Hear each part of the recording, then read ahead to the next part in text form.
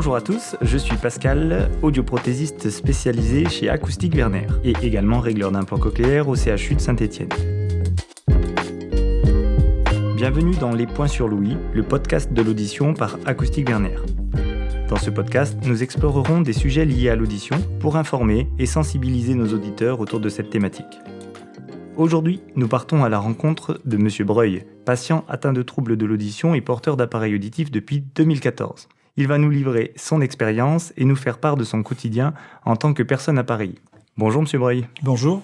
Pour faire rapidement connaissance avec vous, est-ce que vous pourriez nous dire quelques mots et vous présenter ?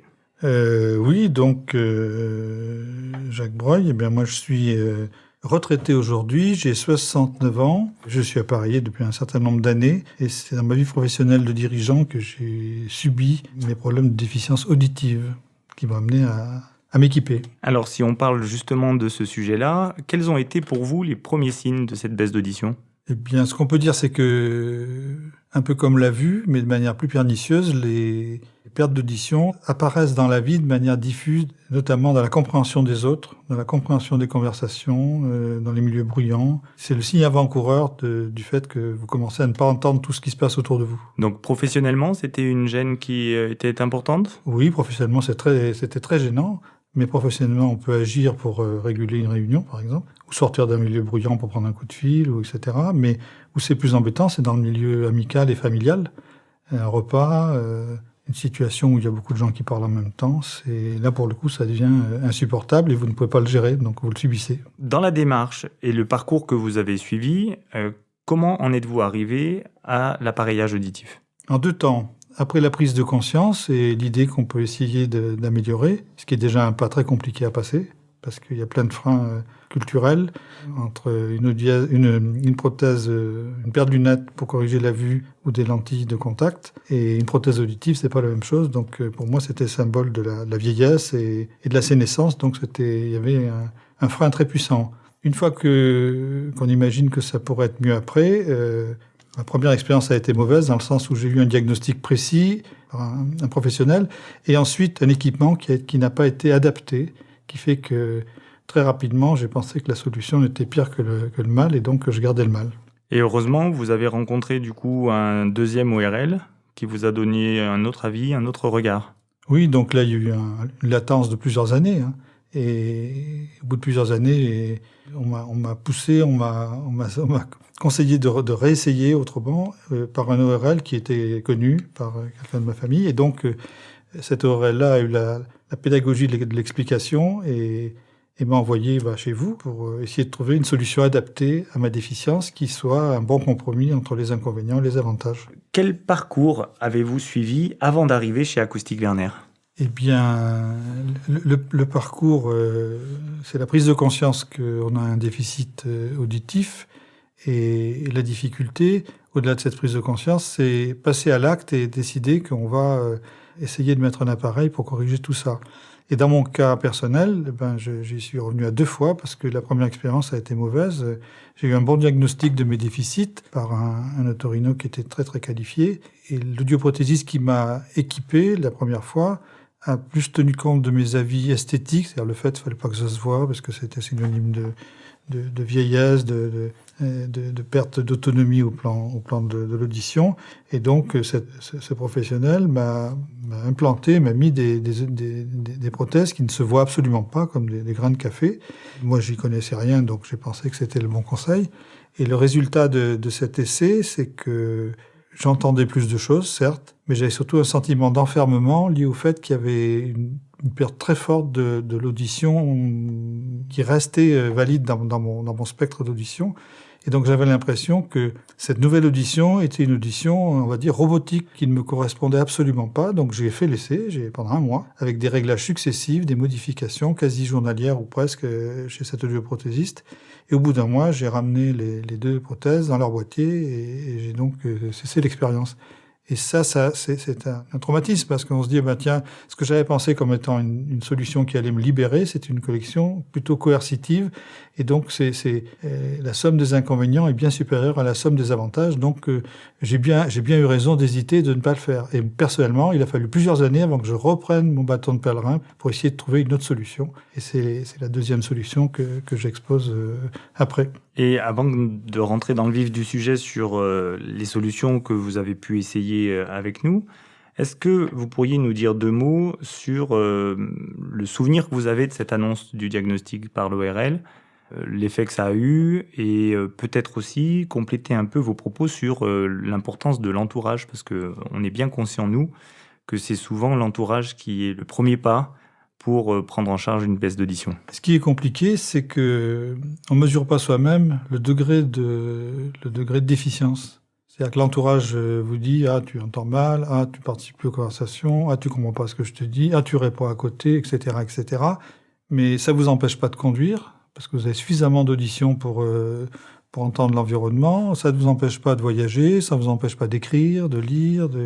Et donc, vous dites « Mais moi, tout va bien, j'ai une petite déficience, mais comme tout le monde, pas plus. » Et donc, l'intérêt et la vraie prise de conscience, c'est quand on vous dit, vous avez, c'est mon cas, 70% de perte d'audition.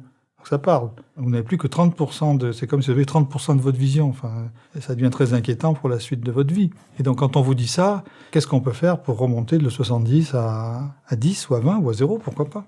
Donc la prise de conscience, elle vient effectivement beaucoup de l'environnement qui pousse à agir.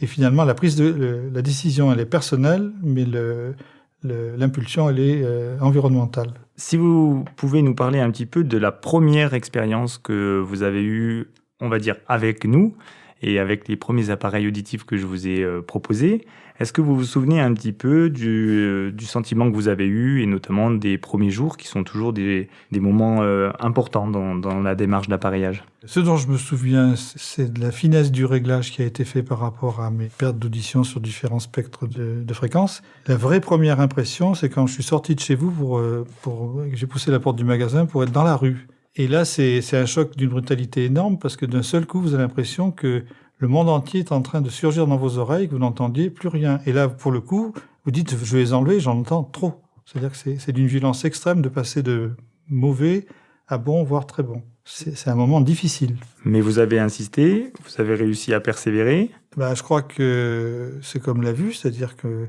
le cerveau, lui, commence à travailler dès qu'il entend mieux et il traite le signal. Et donc, ce qui est spectaculaire, auditivement parlant, dans la première impression, rapidement, vous vous rendez compte, c'est tout ce que je n'entendais pas. Et donc, vous mesurez le gap. Et le cerveau, petit à petit, il adapte son niveau d'interprétation du signal pour ramener tout ça à une certaine normalité. La voiture aussi, c'est quelque chose d'impressionnant. Quand j'ai démarré ma voiture au parking de l'hôtel de ville, j'ai eu l'impression que j'avais une casserole, alors que ma voiture est silencieuse. Donc, tout ça, il faut s'y habituer. Donc, c'est très surprenant. Et je pense que beaucoup de gens doivent poser les appareils en disant ça va pas. C'est pas ce que j'avais pensé. Et c'est là qu'il faut faire l'inverse. Il faut les garder, il faut les supporter. Et vous m'aviez dit, il faut les garder minimum 5 à 6 heures par jour. Insister. Moi, je les ai gardés 12 heures par jour, tout le temps jusqu'à la visite qui a suivi. Et la visite qui a suivi, c'était quelques semaines plus tard pour pouvoir faire les réglages. Pour moi, c'était devenu naturel de porter mes appareils. Vous avez réussi à accepter que la différence soit notable et que votre cerveau ait besoin de temps pour s'y habituer. Et c'est vrai que ça passe par une pédagogie de la part du professionnel de santé, mais par aussi l'acceptation pour nos patients d'avoir un effort à faire. Alors, les premiers changements, vous les avez décrits comme assez brutaux. Est-ce que vous avez rapidement vu des effets sur la gêne que vous ressentiez? On a parlé de gêne sociale, on a parlé de gêne professionnelle. Est-ce que là aussi, vous vous êtes dit « Ah ben oui, mais ça me change la vie ». Oui, c'est-à-dire que dans une situation de réunion, déjà vous entendez beaucoup mieux les interlocuteurs. Ce qui m'a déçu d'une certaine façon, c'est que le niveau de perception relative des différents sons dans une conversation multiple, c'est très compliqué à traiter parce que il y a le problème de qui parle à quel moment et où. C'est-à-dire il y a la spatialité, il y a le volume sonore, il y a les gens qui ont des grosses voix, ceux qui ont des petites voix. Enfin, c'est mieux, mais ça a monté le niveau de compréhension, mais ça a monté aussi le niveau global de perception. Donc, il faut beaucoup plus de temps pour ces situations-là que les situations plus classiques que j'ai décrites tout à l'heure. Donc, Et il y a aussi quelque chose qui m'avait fait sourire, c'est que moi j'ai une voix un peu qui porte, enfin une voix assez grave et qui s'entend bien. Et dans les réunions, les gens me faisaient répéter parce qu'ils ne m'entendaient pas.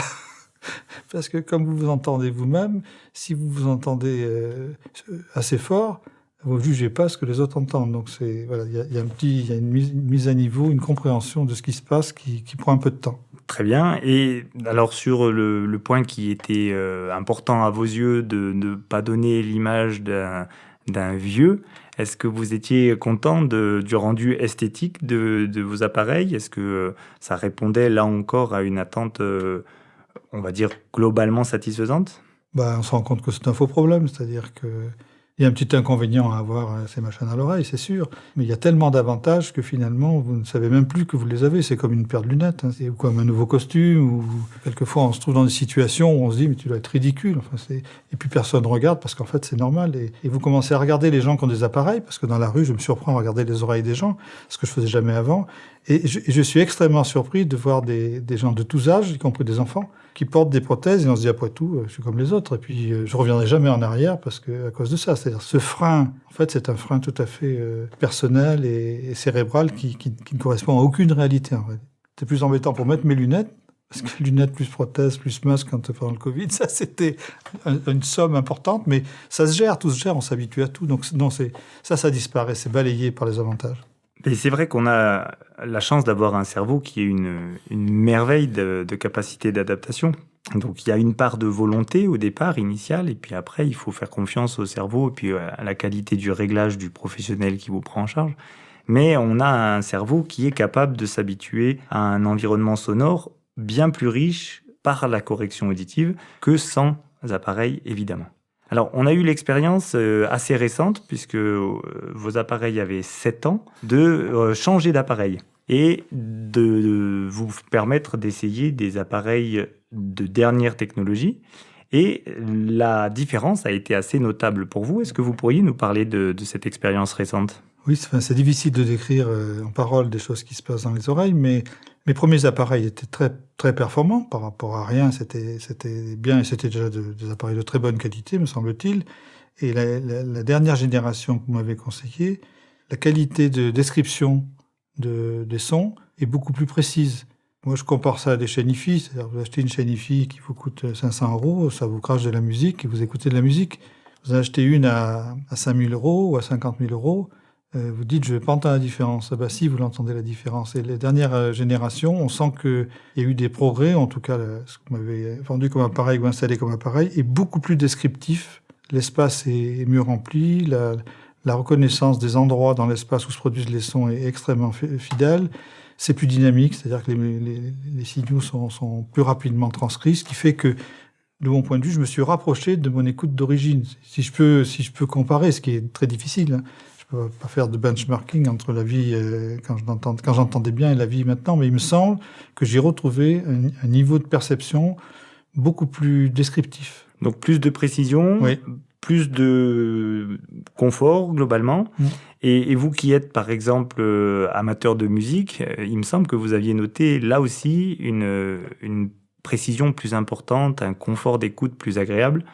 Oui, c'est-à-dire que déjà les premiers appareils avaient fortement chamboulé ma vie de mélomane, et les seconds, c'est encore une autre révélation, notamment dans les basses. C'est stupéfiant, on entend des sons qui sont à la limite de l'audible, que j'entendais absolument pas, peut-être que je n'entendais même pas avant.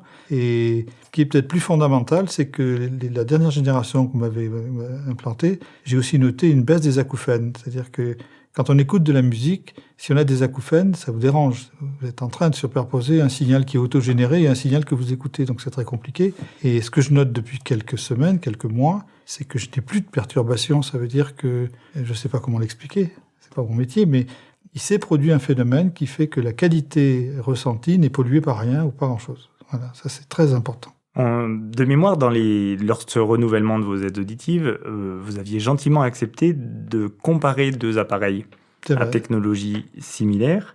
Est-ce que vous pourriez nous faire un bref retour de cet essai comparatif qui était pour moi intéressant parce que ça me permettait d'avoir votre retour et votre regard sur deux technologies différentes. Et vous, il me semble que vous aviez apprécié aussi ce deuxième essai, mais que finalement le premier appareil vous convenait mieux d'un point de vue personnel. Je vais vous redire ce que j'ai dit tout à l'heure, c'est-à-dire que les autres appareils que j'ai essayés étaient plus satisfaisants en termes de traitement des sons et de restitution des sons. Ils étaient de meilleure qualité que ceux que j'avais précédemment. Mais moi, ce que j'appelle la dynamique, c'est-à-dire la rapidité du signal, le fait qu'on entend l'environnement comme s'il était naturel, c'était pas tout à fait le cas. C'est-à-dire que ceux que j'ai choisis, mais c'est personnel. Peut-être que d'autres personnes, d'autres patients vous diraient exactement l'inverse parce que ça leur correspond mieux. Mais moi, cette description fine, précise des sons entendus, ça correspondait à ce que j'attendais. Évolution globale des technologies, et dans le cas particulier, ce que j'ai choisi, c'est une description plus précise, une spatialité beaucoup plus importante de ces appareils-là. Et sur un point un peu plus compliqué pour nous à gérer en tant qu'audioprothésiste et qui reste de toute façon une situation délicate à prendre en charge, c'est la compréhension en groupe et en milieu bruyant. Est-ce que là aussi, le changement d'appareil vous a permis de peut-être pas retrouver votre audition d'antan, ça je veux bien le croire, mais par contre, est-ce que vous avez senti une amélioration sur ce changement d'appareil ? Oui, je crois. Enfin, il me semble que quand je vois les comportements des gens autour de moi, quand on est en groupe, en famille notamment, je me sens plus en communication avec les gens et la restitution des personnes qui m'entourent aussi, c'est-à-dire que je sais qui parle dans une tablée d'une dizaine de personnes, je sais qui parle, et si je la regarde, je sais ce qu'elle dit. Mais je crois que tout le monde, même les gens qui entendent très bien, quand il y a un environnement compliqué, complexe, ils entendent, mais ils comprennent pas forcément ce qu'ils entendent. Et là, le fait d'entendre et de pouvoir dire, tiens, c'est cette jeune fille qui parle, et de la regarder, je sais ce qu'elle dit, même s'il y a un environnement relativement sonore. Donc ça m'a rendu beaucoup service dans des situations de groupe et dans des situations extérieures, bruyantes à l'extérieur, un hall de gare, par exemple, un hall d'aéroport, une foule où il y a beaucoup de bruit. Cette nouvelle génération donne une perception de ce qui est dit en face à face ou ce qui est dit dans l'environnement qui est beaucoup plus précise. Les annonces des trains ou des avions, on comprend jamais rien de toute façon, enfin en général. Là, je comprends mieux, donc je suis revenu à quelque chose d'un peu plus logique, d'un peu plus normal. En termes de précision de réglage, je vous avais également permis de tester 2 méthodes de réglage qui sont à notre disposition. Une méthode un peu, entre guillemets, standard, basée sur une évaluation de vos seuils d'audition, et celle que nous utilisons quotidiennement chez Acoustic Werner, qui s'appelle la mesure in vivo, et qui est une méthode plutôt objective, basée sur un contrôle du gain à l'aide d'une petite sonde mise au niveau du tympan. Et là aussi, si j'ai de bons souvenirs de cet essai, vous aviez trouvé une petite différence entre les 2 réglages. Est-ce que vous vous rappelez un petit peu de l'écart qu'il y avait eu ? Ce dont je me souviens, c'est que vous aviez effectivement enregistré avec cette petite sonde l'écart entre ce qui est audible et ce qui est réel. Et donc, ce dont je me souviens, c'est que vous aviez fait deux réglages. Un réglage fin en modifiant ce qui devait correspondre à mes points de faiblesse de manière peut-être supérieure à ce que proposait le réglage standard, et le second réglage. Et entre les deux, je ne sais plus lequel j'ai aujourd'hui, j'ai 2 réglages, mais c'est toujours le même que j'utilise.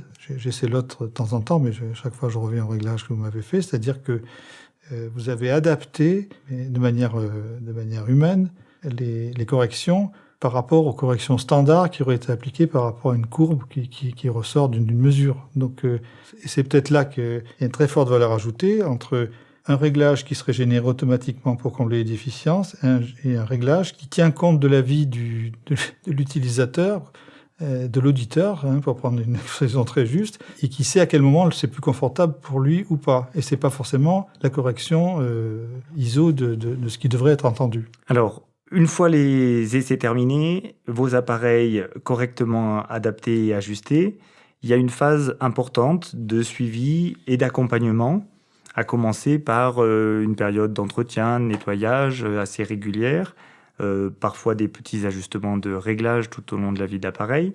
Parlez-nous un peu de cet après-essai et du suivi que vous avez eu chez nous et de l'accueil peut-être que vous avez vécu pendant ces différentes années. Je peux en dire que du bien parce que on fait l'investissement de s'équiper, on est très correctement, voire même excellemment réglé par rapport aux déficiences. Puis après, le quotidien prend le dessus. Et pour un peu, si on n'était pas rappelé pour dire, dis donc, vos appareils, ça fait 6 mois qu'on ne s'est pas vu, il faudrait jeter un œil à leur réglage, on oublierait presque qu'on a des appareils et qu'il faut venir vous voir. Donc ça, c'est bien de savoir que quelqu'un veille au grain et de temps en temps vous dit, oh là là, il faut venir nous voir. Et donc il y a un suivi.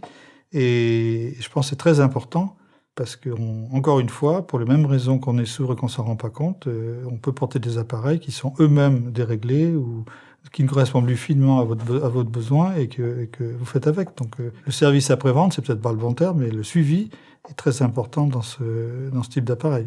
Une partie de la confiance que j'ai eue en vous, c'est de savoir que vous traitiez des enfants. Et je me suis dit, t'es quand même pas plus bête que des gamins, que des petits, qui font confiance à ce bonhomme et qui donc trouvent un bénéfice. Ils n'ont pas le choix, le problème. Non, mais ils n'ont pas le choix peut-être. Mais on sait les problèmes de lunettes pour les enfants, voilà, les problèmes d'audition. Mais eux, par contre, ils n'ont pas le frein esthétique, ils n'ont pas le frein. Ils voient, c'est mieux avec que sans. Donc, on va y aller. Ouais, et puis ils ont surtout ce qu'on appelle l'engrammation qui change. L'engrammation, c'est le vécu de votre cerveau. Ils n'en ont pas. Enfin, les tout petits, ils n'en ont pas. Donc, en gros, la vérité... Mais là, c'est les sourds profonds. Là, Oui, mais même quand on les appareille, enfin, moi, les plus petits que j'appareille, bon, c'est des grosses surdités, mais les bébés les plus petits ont 3-4 mois. Donc, ils n'ont jamais entendu. Donc, ce que moi, je leur dis comme étant la vérité, leur cerveau le prend comme la vérité. Bien sûr.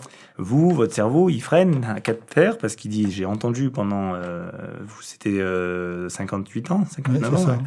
Donc, j'ai entendu pendant 58 ans d'une certaine façon. Ça fait une dizaine d'années, peut-être, que j'entends moins bien, certes, mais je m'y suis habitué. Et là, vous me demandez de me réhabituer à une nouvelle vérité et ils luttent contre cette nouvelle vérité-là. Si en plus vous prenez le fait qu'il n'y a pas une partie active dans la démarche, vous êtes sûr que c'est vous à l'échec. Le cerveau va résister au point de dire que ça ne va pas marcher. Mais ce qu'on n'a pas dit, qui est peut-être très important, c'est ce que vous dites vous, c'est la pédagogie. C'est-à-dire que, outre le fait qu'on vient chez vous pour se faire équiper, on vient aussi chez vous pour se faire convaincre ou pour s'entendre dire tout l'intérêt et toute la différence qu'il y aura le après par rapport à l'avant. Et donc, c'est une vente technique, mais c'est un métier où la partie humaine, le message qui est délivré pour amener à l'acceptation est très, très important. En tout cas, pour moi, ça a été très important. On ne vient pas chez vous pour dire « je veux entendre mieux ».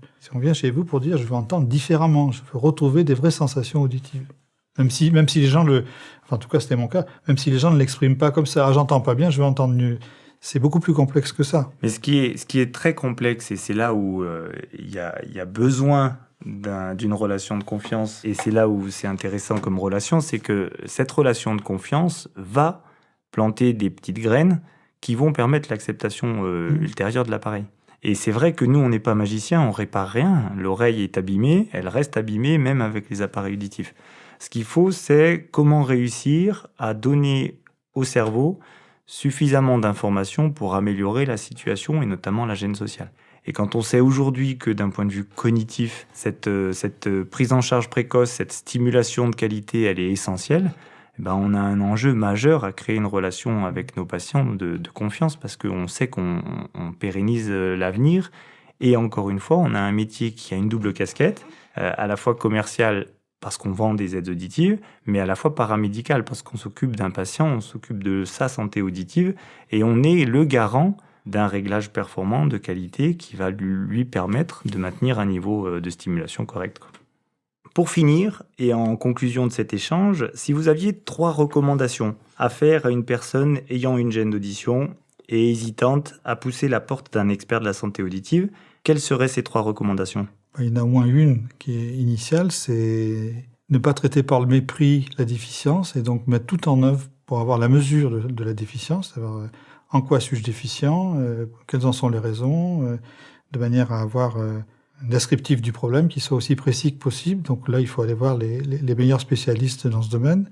La deuxième préconisation, c'est dans la suite logique de cette audite de son oreille, c'est aller voir un spécialiste, des spécialistes qui ont une notoriété, qui ont pignon sur rue, qui éventuellement équipent des gens dans votre environnement, en qui vous allez avoir créé un niveau de confiance important pour vous accompagner dans la démarche et dans l'équipement. Et puis, la troisième recommandation, c'est faire preuve, mais c'est vrai pour pratiquement toutes les activités humaines, faire preuve de persévérance, c'est-à-dire accepter que ce ne soit pas parfait le premier jour et que ça s'améliore au fil du temps et que c'est vous qui vous adaptez aux appareils et pas l'inverse. Il faut faire l'effort. Donc il y a le constat, il y a l'action, et puis après il y a le suivi, le contrôle et la persévérance dans la mise en œuvre. Monsieur Breuil, merci beaucoup de nous avoir accordé ce temps. Comme vous l'aurez compris, la prise en charge précoce d'une baisse d'audition, la consultation d'un médecin ORL, le réglage précis et le suivi régulier des aides auditives par un audioprothésiste diplômé sont essentiels pour garantir confort, bien-être et efficacité. Chez Acoustique Werner, nous tenons à apporter des conseils personnalisés, une adaptation sur mesure, une garantie 4 ans avec un suivi illimité pour prendre soin de votre santé auditive. N'attendez plus, entendez. Merci pour votre intervention, Monsieur Breuil. Merci à vous de nous avoir suivis. Retrouvez tous nos conseils sur notre site internet acoustique-werner.com et n'oubliez pas de nous suivre sur nos pages Facebook et LinkedIn.